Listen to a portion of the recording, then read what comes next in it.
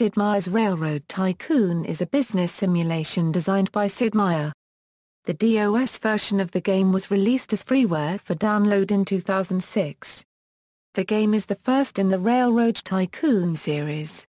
A port of the game for the Super NES was planned for a summer 1994 release, and screenshots were shown in the March 1993 issue of Nintendo Power. However, the port was never released. Though no reason was officially given, it may have been due to the DOS release of Transport Tycoon, and its planned release on the upcoming PlayStation console. Gameplay: the objective of the game is to build and manage a railroad company by laying track, building stations, and buying and scheduling trains.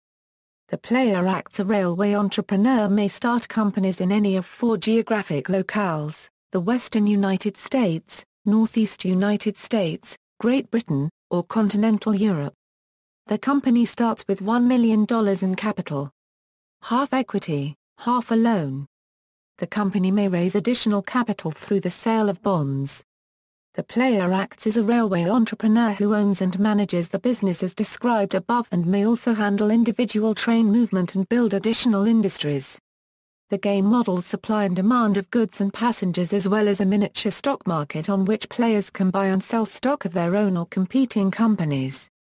The game also has other railroad companies attempting to put the player out of business with stock dealings and rate wars. There are 4 types of stations: signal tower, depot, station, and terminal. The signal tower acts as a passing loop and may control movements. The rest serve surrounding areas. The depot serves its own square and the adjoining 8 squares, the station takes another ring, and the terminal handles up to 3 squares away. The player can build at most 32 stations. When the player builds the first station, they also build their first engine shop.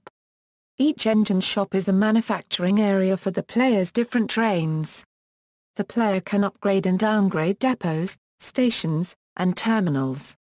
Other facilities such as stores and hotels may be added. Once the player builds a station, they can build their first train at any engine shop. The player then can add cars to the train and send it on its way.